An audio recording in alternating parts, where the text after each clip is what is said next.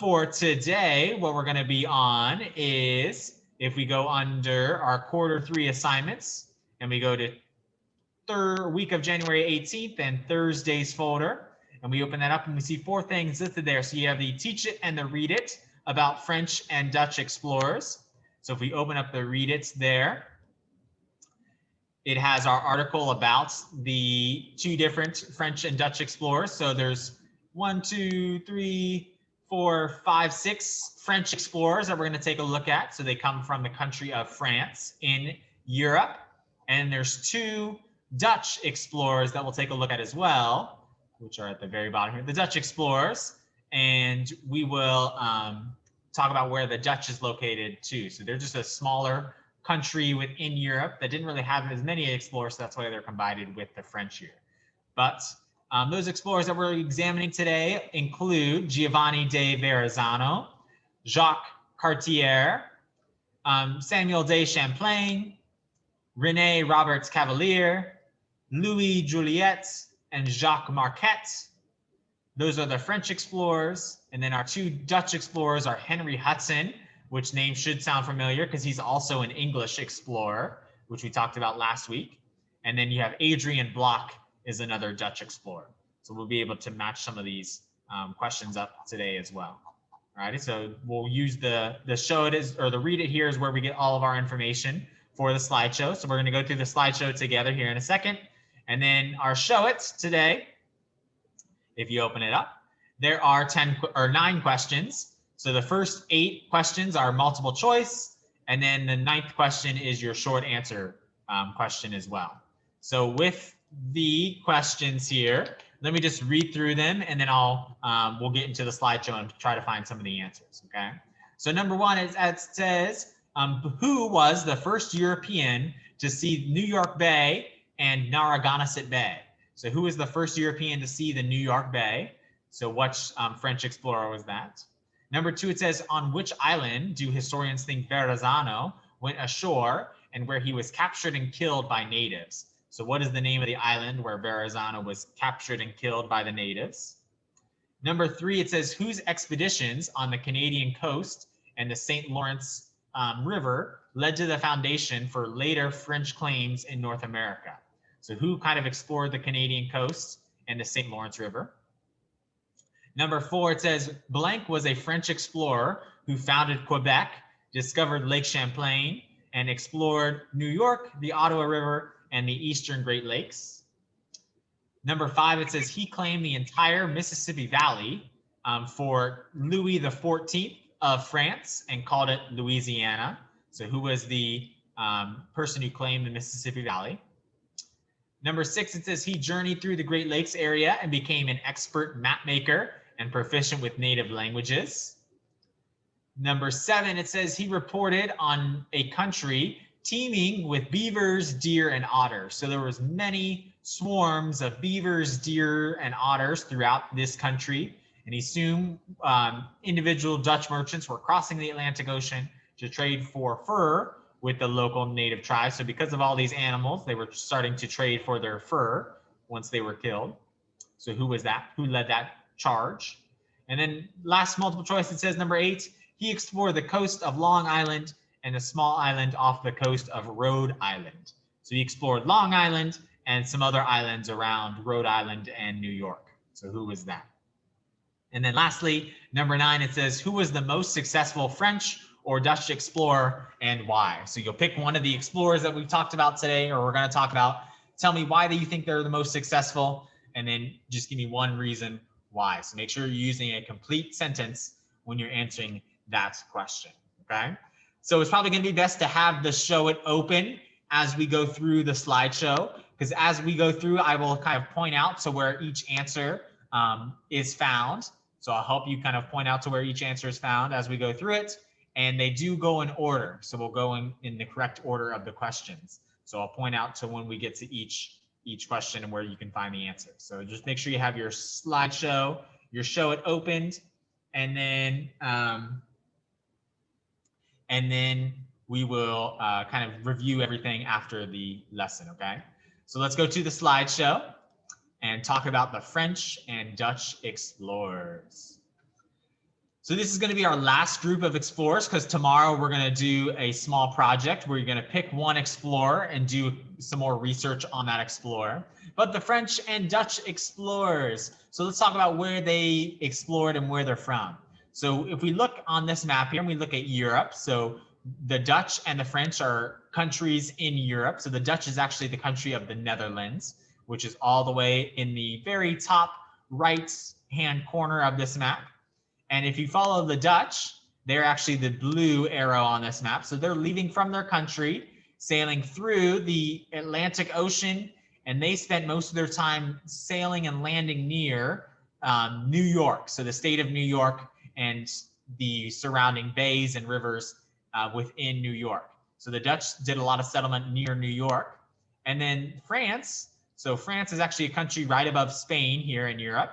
And we can see that a lot of these countries that we've already talked about are located here. So you have Portugal, Spain, and France and England all near each other in the country of Europe. So from France, if we look at the key here, the French are the orange arrows. So we follow the orange arrows across the Atlantic Ocean, and they spent a lot of their time traveling near and along the eastern coast of the United States. They sailed through the St. Lawrence River here, the St. Lawrence Bay, and got into the Great Lakes here, and then were able to sail down the Mississippi River.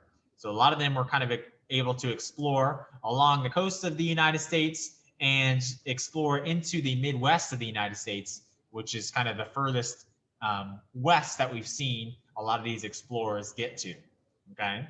And what's a big importance of this is actually, if you ever go to the country of Canada, a lot of the Canadian people speak the language of French. So they speak French as their native language. And that's because of all of these French explorers that first started these settlements within Canada and were speaking French. And that's how that kind of started as their culture. And so a lot of the Canadian culture is from the French culture because they were the first settlers within that area. And even in the Dutch, if you go to New York today, a lot of the culture and the traditions in New York centered around Dutch culture because that's where a lot of the Dutch were one of the first ones to settle within New York. All right, so we'll talk about the importance about that later today.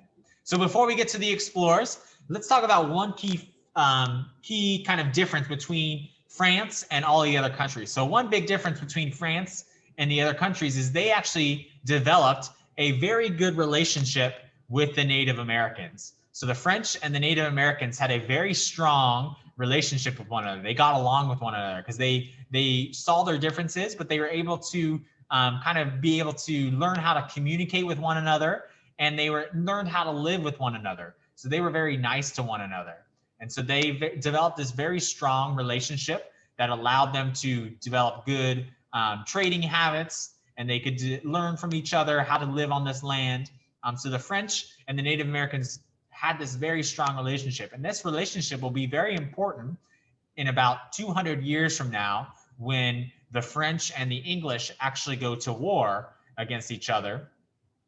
And they go to war over land. And so the Native Americans have to choose which side they want to be on, and they choose to be on the French side, which gives the French a lot more help in the war. So the French and the Native Americans have a very strong relationship that lasts for a long time. So that's a very important aspect and a difference between the French and the Portuguese, the Spanish, and the English. So now let's get into our explorers. Okay, so our first explorer is Giovanni de Verrazzano. All right, so Giovanni de Verrazzano, he was actually an Italian at birth. So he was born in Italy, but he explored for the country of France. So the reason why he explored for the country of France was because Italy was not providing any resources or ships for explorers during this time because they didn't want to offer all that money and waste all that money. So the French then offered Verrazzano all the resources and money that he needed. And so he sailed for the French flag. And so he was actually the first French explorer to come over to the New World. So around the time, a little bit after Christopher Columbus. And he was the first European to see the New York Bay. So that is going to help you answer number 1 on your show it. So Verrazzano was the first European to see the New York Bay. So he was the first one to lay his eyes on the New York Bay. And this is a picture of the New York Bay from what it looks like from a helicopter today. So you see the New York Bay here, some of the islands in the bay, and then you have the boroughs of Brooklyn. So you have boroughs of New York. So you have Brooklyn here, and then Staten Island, which are areas of New York today. So this New York Bay became very important to our country. And so Verrazano was the first European to see the New York Bay. And in 1523, so again, almost 500 years ago, he was the French king sponsored him on a voyage to find a Western trade route to Asia. So like many of the early explorers, he was trying to set out to see if they could connect their country to Asia by sailing across the ocean. But what a lot of these explorers didn't know is that there was this big land mass that was blocking them from reaching Asia, and that was the Americas. So the Americas were blocking these explorers from getting to Asia. And so actually most of these explorers begin to discover all of this new land that was in the Americas. And that's what led more and more explorers to come over to this area. So he was one of the first explorers for France, and he was the first one to see the New York Bay. And so in 1524, he sailed across the Atlantic Ocean and landed near Cape Fear, which is in North Carolina. And so here's kind of a picture of where Cape Fear is located. So he landed near North Carolina, and then from North Carolina, he decided to sail north along the coastline to reach all the way up to where New York is today. So he sailed north to get to the New York Bay and become the first one to lay his eyes on New York Bay. And then he reached other islands like Block Island, Narragansett Bay, and then he explored as far north as Newfoundland, which is a part of Canada near Maine, and he claimed all of this land for France. So all of the land that he encountered, he was claiming for France and claiming that land as controlled by France. So that's, again, why a lot of these explorers wanted to travel across and explore this new world, was to claim land for their country. So these countries, these European countries, were in a battle to try to see who could claim the most land in the new world. So Verrazano was trying to claim a lot of land for France. And he later voyaged all the way down to South America, along the coastline, and got all the way down to Brazil, but then sailed back up into the Caribbean and got along near Florida and the Bahamas. And then he reached one of these islands within the Bahamas and set ashore, and that island was Guadalupe. So Guadalupe was the island that he landed on, and this will help you with question number 2. So Guadalupe was the island that he landed on, and when he landed on that island, he wanted to conquer that island. But unfortunately, there were natives that were living on that island. So the natives were not going to let him conquer this island, so they captured him and then they killed him. So the natives captured and killed Verrazano for trying to capture and take over their island, and he was killed in 1528 on that island. So he spent a lot of time kind of exploring the coastlines of North and South America before finally being killed by these natives on the island of Guadalupe. Alrighty, so far we've answered questions number 1 and number 2 on your Show It. Okay, as we're going through, remember we'll go through those in order, and I'll let you know where we find and run into the answers. Okay. And then our next explorer is Jacques Cartier. So Jacques Cartier, he was a French explorer who voyaged on the Canadian coast and the St. Lawrence River and led to more land claims for the French. So that'll help you answer question number 3 on your Show It. So he was a French explorer who voyaged on the Canadian coastline and explored a lot of the St. Lawrence River, which led to a lot of claims for the French. So because he explored a lot of the St. Lawrence River, he actually helped future explorers come to this area and claim a lot of this area for France. Yes, Kayla. Is Jacques Marquis and Jacques Cartier the same people? They are different people. So we'll get to Jacques Marquette later in the lesson. Yeah, good question. So Jacques Cartier is what you're going to look for number 3. So he was a French explorer who voyaged along the Canadian coast. So he spent a lot of time exploring Canada and took a lot of notes for future explorers from France to come over and examine and kind of claim this land for France. So he helped lead a pathway for future explorers, future land claims for France. And he explored a lot of the St. Lawrence River. So this kind of ties into your daily geography this week. looking at the St. Lawrence, the Gulf of St. Lawrence and the St. Lawrence River, which is a river that kind of helps people explore more inland of North America and the United States. So they went more inland and were able to connect up to the Great Lakes, which we'll see a future explorer do as well. So Jacques Cartier, the king, sent him west again in 1535 with 3 ships and over 100 men. And he traveled along the St. Lawrence River to present-day Quebec and then on to Montreal. So we stopped on some settlements near along the St. Lawrence River. And then after a very harsh winter, he sailed back to France. So what a lot of these explorers didn't realize is that in Canada, they had these very harsh, cold, snowy winters that it made it very hard to survive. And so since they didn't have the necessary clothing and the necessary food and supplies to survive within the harsh winter, they decided to sail back to France.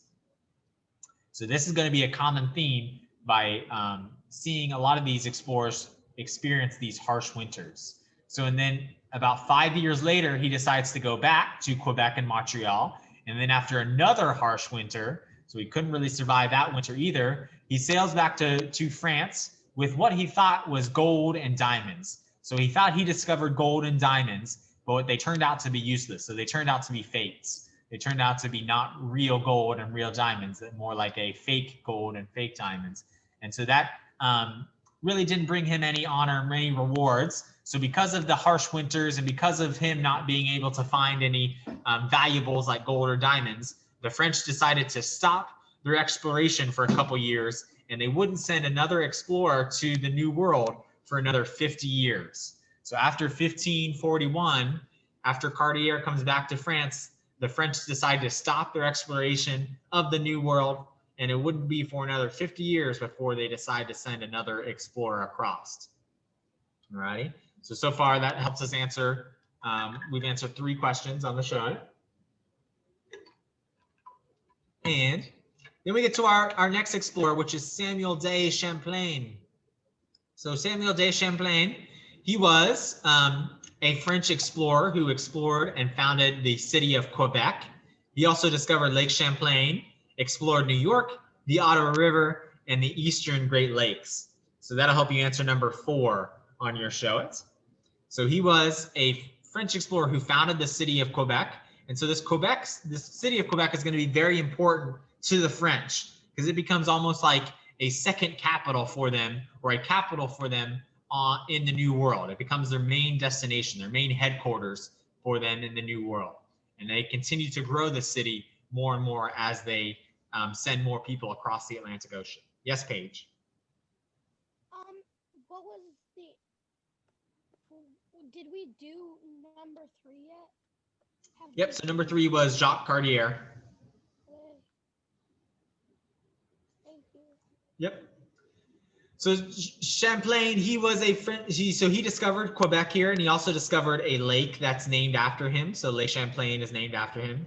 He explored a lot of the New York area, the Ottawa River, and he even got to the eastern portion of the Great Lakes.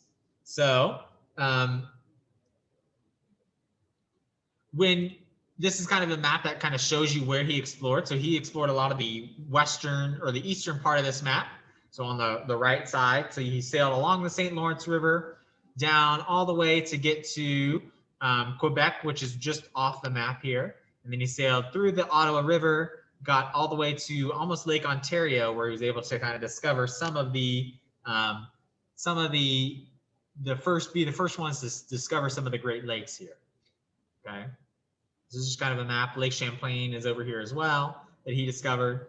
So that's what helped him claim to fame. So with Samuel de Champlain, he explored Canada all the way through present-day Maine and as far south as Massachusetts. And he was looking for a better place to settle. So as the winters in Quebec and the surrounding areas were very harsh, so he was trying to find a way to survive these harsh winters. So finally in 1608, he started Quebec as a settlement. So he helped start the city of Quebec with 32 colonists. So him and 32 other people started to develop the settlement where Quebec is located. And then eventually more and more people would join him. So their city began to grow and grow. And that's why Quebec is such a strong and important city to Canada today still. It's a major city in Canada. And he and the colonists, they fought off the Iroquois, which were the native tribe around that area. So they fought and defeated off the Iroquois to claim this land, which was a big idea. We've covered the Iroquois with our Native American tribes that we covered a couple weeks ago. And then they also began to develop great fur trading with other Native American tribes. So other tribes other than the Iroquois, they began to develop relations to help them trade fur, because they realized that fur would help them keep warm during the winter. So they would help this fur of like different beavers and deer and other animals that were around would help them keep warm. And so with the king's help, King Louis's help, Quebec would survive and continue to grow. So because of their support, because of their relations with some of the other Native American tribes, Quebec would grow into a major city. Okay. And then we get to another explorer, which is Rene Roberts Cavelier. So Rene Roberts Cavelier. So he was a French explorer who explored the Mississippi and Illinois rivers, and he claimed the entire Mississippi Valley for France and called it Louisiana after King Louis XIV of France. So this is going to help you with question number 5. All right, so question number 5. So Rene Roberts Cavelier, he was the one that claims a lot of the Midwest of the United States. So he actually was able to sail through the St. Lawrence River and come through the Great Lakes and then reach the Mississippi River. So once he was able to connect up to the Mississippi River, he was able to explore a lot of the land throughout the Midwest of the United States. So all of this area that's shaded in this lighter green color is what the area that he claimed as his territory, and all that claimed was for France. So all this land became French owned, and they named it, all this area was named Louisiana because of the king. It was named after the king of France, who was named King Louis. So they named it Louisiana, and it wouldn't be for another 200 years before the United States was actually buy this land from the French and then claim it as the Louisiana Purchase. And now that would help us grow our country as we were beginning to develop.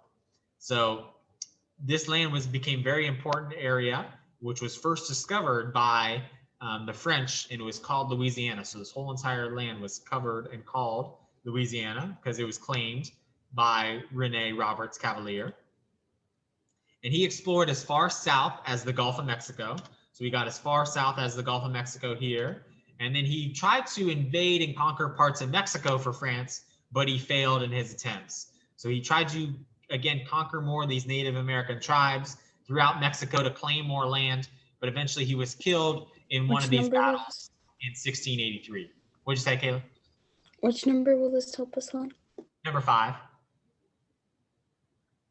He claimed a lot of the land in the Mississippi Valley. So he was eventually killed in a battle trying to claim more land in Mexico, and trying to gain more power. But his big claim to claim is claiming all of this Mississippi Valley area for the French. So all this was called Louisiana. Okay, so far we've just gotten through questions 1 through 5. Okay. And then our next explorer is Louis Joliet. Louis Joliet. So Louis Joliet, he was a very smart and educated explorer, a very educated man. So he was born near present day Quebec. So he was actually born here in the New World in Quebec, and he studied to be a priest. And then he decided to change his mind and study science. And this is where he became evolved and learned a lot about the world by studying science. So he returned to Canada and started to begin to work as a fur trader. So he started to build these relationships with Native Americans and other people who were living in the New World, and became a fur trader because fur was a very important item within Canada because you needed fur in order to keep warm during the winter.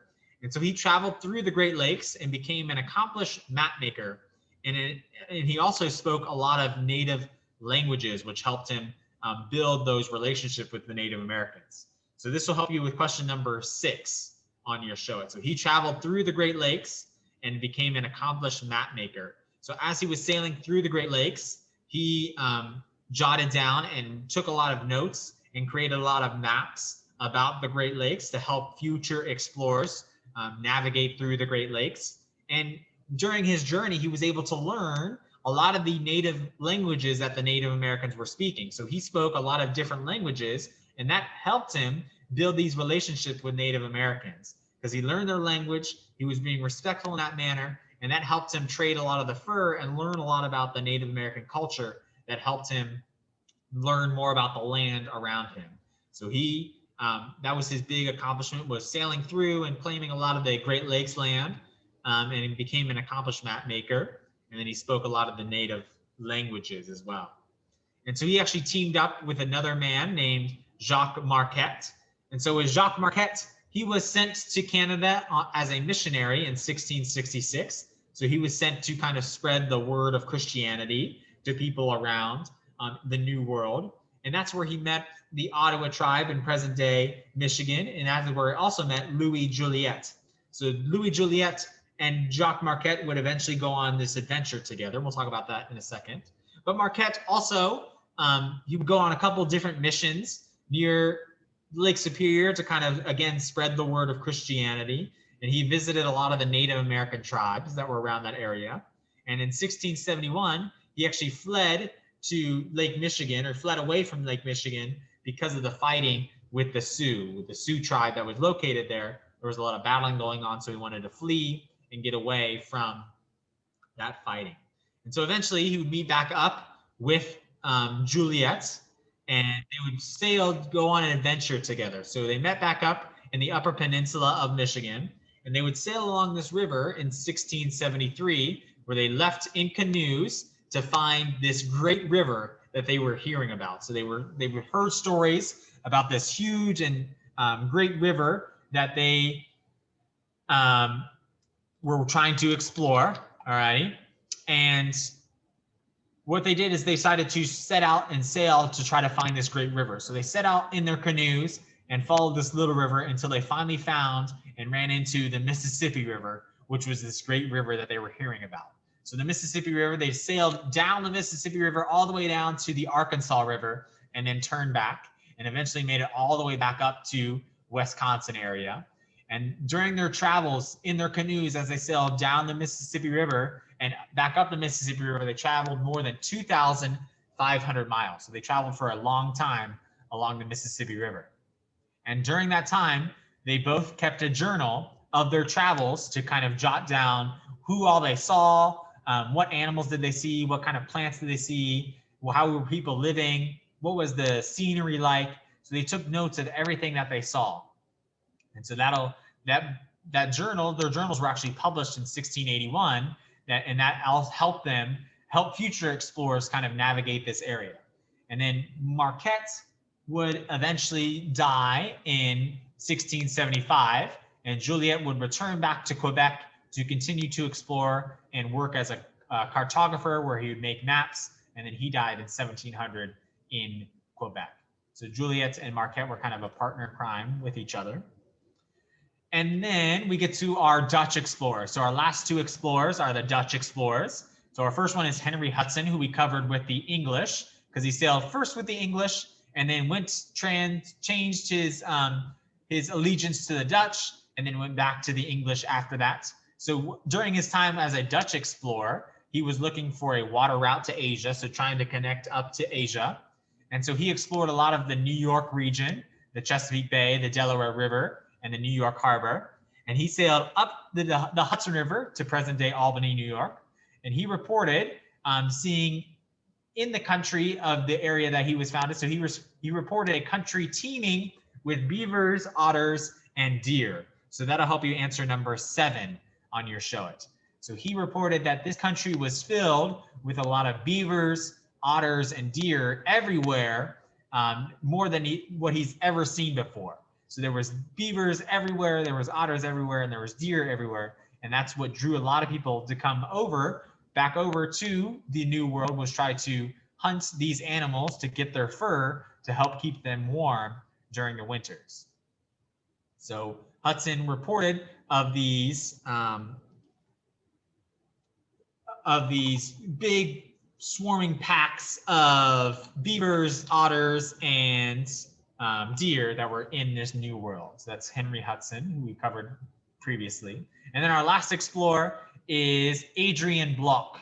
So Adrian Block is another Dutch explorer, and he was actually a captain within the naval forces of Dutch. And so Captain Adrian Block, he explored New York and southern New England. So explored a lot of the land around New York and southern New England, which is that area in the northeast region of the United States. And he also explored the coast of Long Island and a small island off the coast of Rhode Island. So that'll help you answer number 8 on your show. He explored the coastline of Long Island, which is an island in New York. And then he also explored a lot of the islands near and around the Chesapeake Bay and Rhode Island. And so tried to claim a lot of that land for the Dutch. So he spent a lot of his time sailing throughout and around New York, the bays and rivers around New York, to claim a lot of the islands and the land for the Dutch.